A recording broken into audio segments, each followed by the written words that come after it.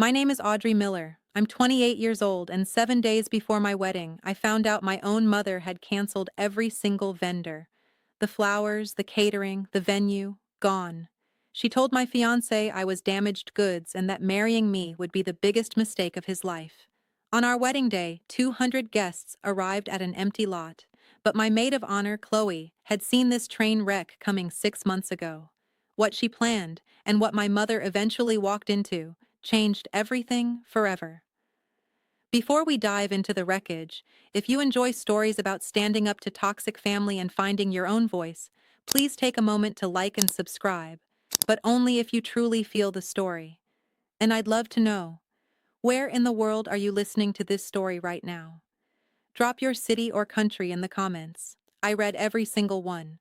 Now let me take you back to 8 months ago, the night Caleb got down on one knee in our kitchen, and the phone call from my mother that came exactly 11 minutes later. 8 months ago, the world felt perfect for exactly 11 minutes. Caleb didn't propose at a five-star restaurant or hide a ring in a champagne flute. He stood in our cramped kitchen in Oak Creek, smelling of cedar sawdust and home, held out a ring he'd saved for through 7 months of overtime shifts, and said, "I don't have a fancy speech, Audrey. I just know I want every single morning to start with you." I said yes before he could even finish. We sat on the linoleum floor, my back against the cabinets, watching the small diamond catch the overhead light. It was pure. It was ours. Then, my phone buzzed. Eleanor. "Mom, Caleb, just— Where are you having it?" she interrupted. "No, congratulations. No, I'm so happy for you. Just a cold, tactical demand. The venue, Audrey, I need to know now. These things book out a year in advance. I'll handle the calls." My chest tightened. That old familiar guilt, the software my mother installed when I was a child, booted up instantly. Since my father died when I was 19, saying no to her felt like abandoning a widow. She had whispered at his funeral, "It's just us now. You're all I have." And she had used that sentence like a leash ever since. "Mom, we want to plan it ourselves," I said, my voice trembling. Silence. 4 seconds of it. I counted. "Fine," she snapped. "I understand. You don't need me anymore." "No, Mom, of course I need you. I want your help." I heard her exhale, a sound of pure satisfaction. Across the kitchen, Caleb's jaw shifted. He didn't say a word, but I saw the shadow cross his face. He knew. I didn't realize it then, but that phone call was the opening move in a game Eleanor had been waiting to play her entire life. Over the next 3 months, the takeover happened the way water rises in a basement, gradually until you're suddenly treading to stay afloat. First, she offered to make a few calls because I was busy teaching third grade. Then she started showing up to cake tastings I hadn't even been invited to. The worst part? She began erasing me from my own wedding. I wanted a wildflower and whiskey vibe. Sunflowers, lavender, baby's breath, loose and messy and alive.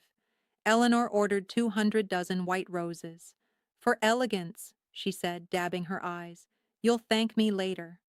I wanted a backyard BBQ with pulled pork and cornbread, the food Caleb and I ate on our first date. "People will talk, Audrey," she hissed. "You cannot serve barbecue at a Miller wedding. Your father would have been ashamed." She even rearranged the seating chart, pushing Caleb's hard-working family to the back rows so her bridge club friends could sit up front.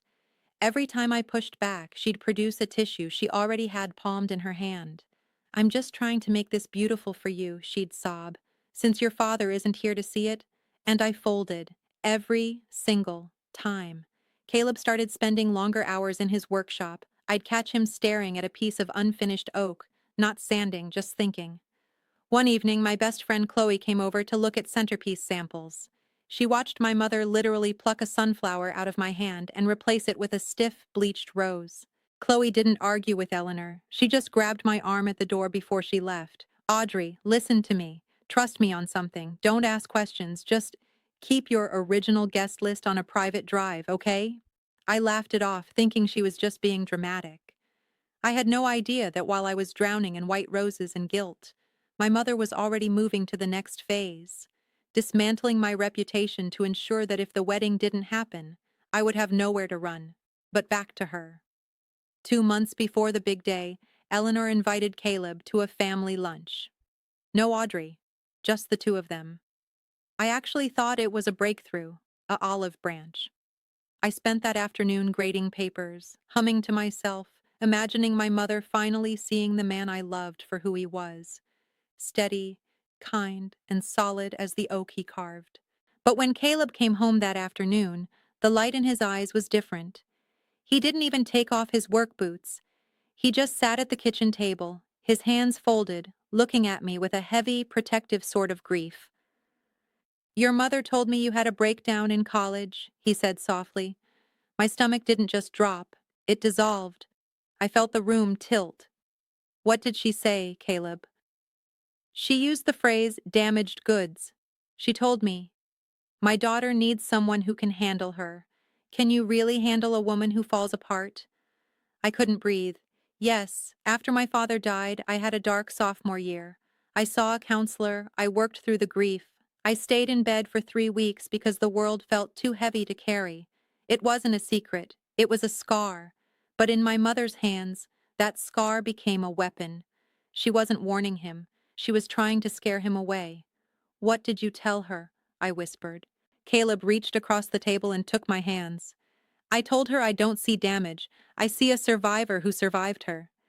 Something warm cracked open in my chest. But the victory was short-lived. 20 minutes later, my phone screamed, "Eleanor." "Audrey, Caleb was incredibly disrespectful to me," she sobbed. "He's isolating you from your family. That's what men like him do. Blue-collar men with no ambition. They want you small so they can feel big. Your father was an accountant, Audrey. He had class. Dad is gone, Mom, and Caleb builds homes with his hands. There is nothing more ambitious than that." The line went silent, then cold as ice. "Don't you dare throw your father's death at me." Click. I sat there holding a dead phone, caught between two versions of the truth. My mother's, where she was the devoted protector, and the real one, where she was a warden trying to ensure I never left my cell. But Eleanor wasn't done. In a town of 4,000 like Oak Creek, a rumor doesn't travel. It teleports. 6 weeks out, I walked into the local hair salon for a trim. Patty, who's been doing my hair since I was 14, leaned close to the mirror, her voice a hushed whisper. "Honey, are you okay? Your mama stopped by. She said things aren't going well at home. She mentioned you were struggling again." I pasted on a smile, the kind that feels like it's made of cracking porcelain. "I'm fine, Patty. Really." But it wasn't just Patty. At the grocery store, Mrs. Miller gave me a look of pure, unfiltered pity. At the post office, the clerk spoke to me in an overly gentle tone, like I was made of wet paper. My mother was seating every coffee counter and church parking lot with the same story. "Audrey is fragile. Caleb is a mistake. The wedding shouldn't happen for her own safety." That Thursday, a text popped up from Chloe. "Don't react to anything your mom does this week. I mean it. Trust me." I typed back, "You're scaring me." The three dots appeared, disappeared, then appeared again. Good. Scared means you're paying attention. I didn't know it yet, but Eleanor was about to make her biggest mistake. She called Caleb's mother, Martha Harrison. She thought she could poison the well of my new family.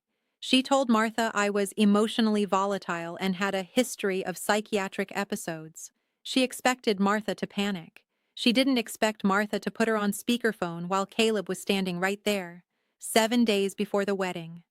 A Monday. I was at my desk at Oak Creek Elementary, grading history papers during lunch, when I decided to make a quick, routine call to the florist, just to confirm the delivery time for the sunflowers Caleb and I had fought so hard to keep. The phone rang twice. "Magnolia Florals, this is Dawn." "Hi, Dawn. It's Audrey Miller. Just checking in on our order for Saturday." There was a silence, a pause so long and so heavy that the hair on my arms stood up. "Ma'am, that order was canceled 3 days ago." The red pen in my hand snapped. I didn't even feel the ink stain my fingers. "I'm sorry? Canceled?" "Your mother called, honey," Dawn said, her voice dripping with that small-town pity I had grown to loathe. "She said the wedding was off. Something about your health? She sounded so devastated. I hung up without a word. My fingers were shaking so violently I could barely dial the caterer, then the venue, then the photographer. The responses were a synchronized nightmare. Ms. Miller, we received the cancellation Thursday. Your mother said the family had decided to postpone indefinitely. She said you were having another episode and couldn't handle the stress. I sat at my desk, staring at my phone, and I felt the world dissolve. Not crack, dissolve, like sand under a massive incoming wave. $18,000 of our savings, 3 years of packing lunches, 3 years of Caleb working weekends in a freezing workshop. Every dollar we had earmarked for our future was sitting in contracts controlled by a woman who viewed my happiness as a threat to her own. I called her. She picked up on the first ring, her voice flat and even, as if she'd been sitting by the phone waiting for the explosion. "Mom, you canceled my wedding." "I canceled a mistake, Audrey," she said. No tears, no tremors, just ice. "That was not your decision to make," I screamed, my voice echoing in the empty classroom. "Everything about you is my decision," Eleanor replied. "I raised you. I fed you. I buried your father alone while you were away at school. This wedding, it was mine to give, and it's mine to take away. You aren't ready, Audrey. You'll thank me when you've calmed down." Something shifted inside me then. It wasn't anger, not the hot, messy kind I was used to. It was something colder, something that had been sleeping for 28 years and just opened its eyes. "No," I said, my voice suddenly, terrifyingly steady. "It isn't yours. Not anymore." I hung up and sat in the silence of the classroom. 22 third graders were out at recess, and I was sitting in the wreckage of my life. I don't remember the drive home. I just remember the cold of the kitchen floor when I finally collapsed against the dishwasher, staring at the rectangle of sunlight moving across the wall. Caleb found me there. He didn't ask what happened. He just saw my face, saw the broken pen on the counter, and sat down on the floor next to me. He let 10 minutes pass before I could find the words. "She canceled everything, Caleb. All of it. She told them I was broken." Caleb's hand found mine. His palm was rough, warm, and smelled of cedar. He pulled out his phone and dialed Chloe. "She did it," Caleb said into the receiver. "Every vendor, total sabotage." I heard Chloe's voice on the other end, not shocked, but tactical. "Don't call the vendors back yet," she commanded. "And for the love of God, do not call Eleanor. I've been preparing for this for 6 months. I need 48 hours to activate the insurance." "What insurance?" I whispered, looking at Caleb. "The kind your mother-in-law can't cancel," Chloe replied. I didn't know it yet, but while my mother was celebrating her victory in her silent house, a counteroffensive was already moving beneath the surface. Eleanor thought she had erased my wedding. She didn't realize she had just cleared the stage for the truth. 48 hours.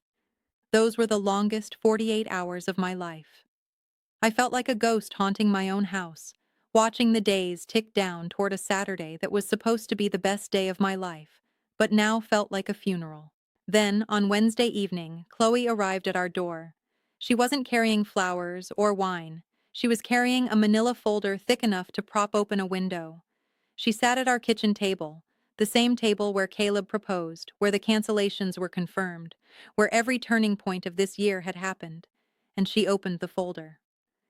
"I need to tell you something, Audrey," she said, her voice steady and clinical, "and I need you to let me finish before you react." I nodded, my heart hammering against my ribs. "The day your mom volunteered to handle the wedding 6 months ago, I started making backup plans. I didn't do it because I hate her. I did it because I love you, and I remember your college graduation." I felt a sting behind my eyes. I remembered it too. Eleanor had arrived 40 minutes late, started an argument with my roommate's parents over parking, and spent the entire reception telling everyone my education degree was a waste of time. I had cried in the bathroom while Chloe held my hair back. "I made a promise to myself that day," Chloe said. "She would never ruin another milestone for you." She pulled out a printed contract. Green Valley Estate, a private, gated garden property 12 minutes from downtown Oak Creek. The contract was signed in Chloe's name, dated 6 months ago, a $2,000 deposit from her own savings. You spent your own money? My voice cracked. You'd do the same for me, she shrugged. I saw this coming. I knew the moment she offered to help that she was actually looking for a way to own the day. So I built a second wedding in the shadows. Chloe flipped through the folder like a general briefing a war room. Florist, Sandy's blooms. Sunflowers, lavender, baby's breath. Exactly what I originally wanted. Caterer, Big Jim's Smokehouse. Pulled pork, cornbread, brisket, and sweet tea in mason jars. DJ, our friend Marcus. Photographer, Lena, who shoots weddings on the side. The total backup cost is $6,500, Chloe said. I've covered it. You pay me back whenever, or don't. I don't care. Caleb let out a short, shocked laugh, the first real sound of joy I'd heard from him in weeks. Now, the guest list, Chloe continued. I pulled the original list you shared with me before your mother took over. 200 names.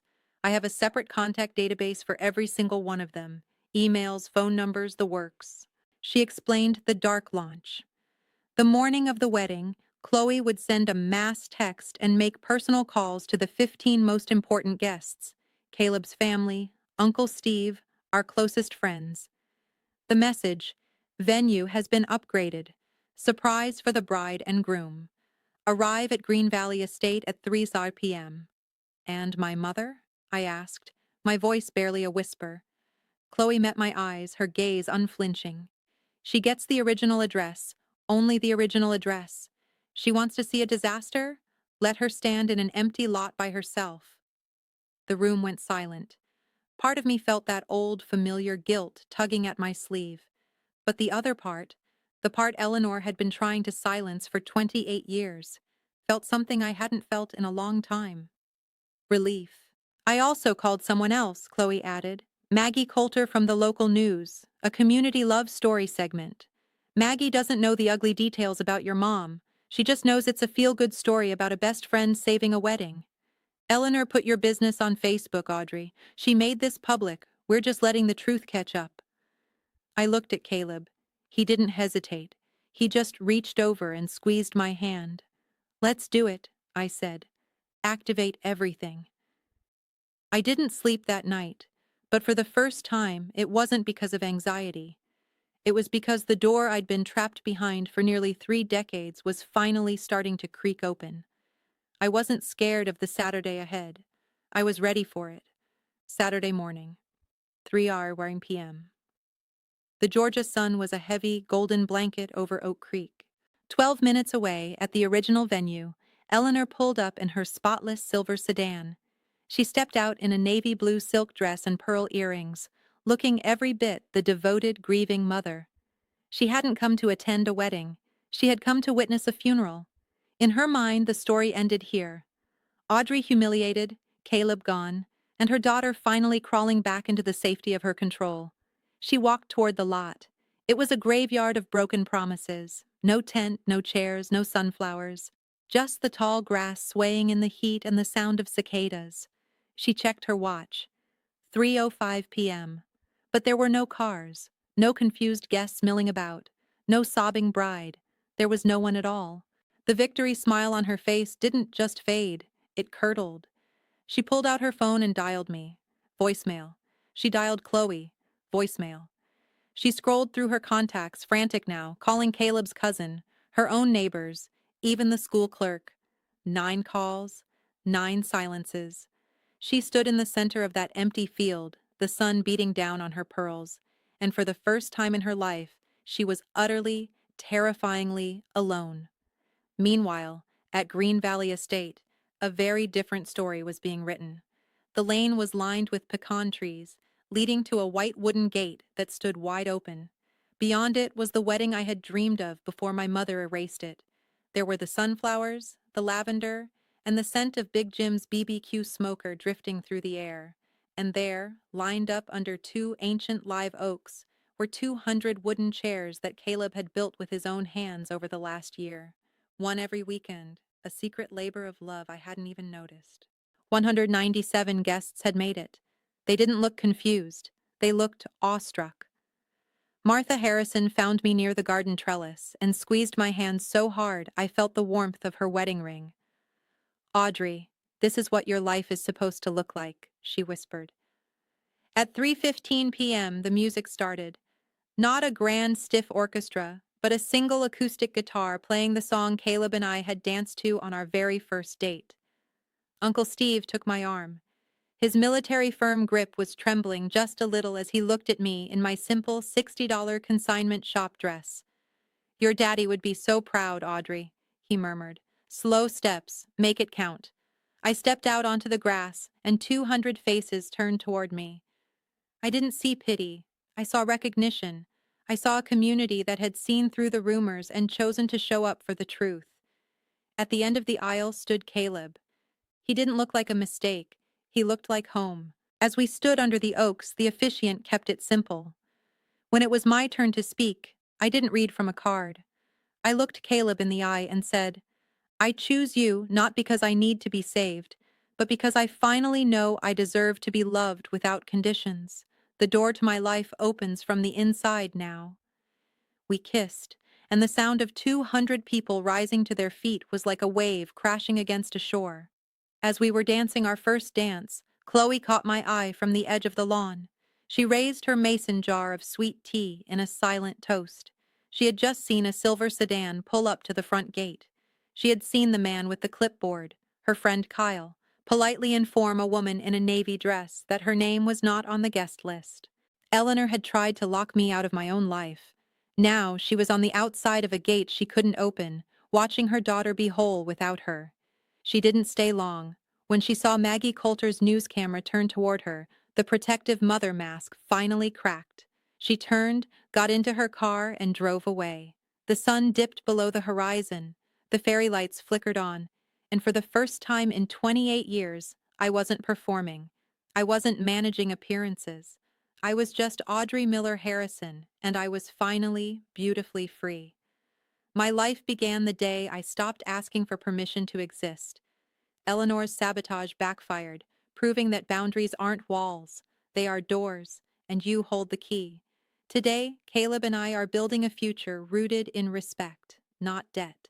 To anyone facing a toxic shadow, you are not damaged, and you are allowed to choose yourself. Thank you for staying until the very end of Audrey's story. If this touched your heart, please like, subscribe, and comment below. Have you ever had to set a hard boundary for your peace? Thank you, and I'll see you in the next one.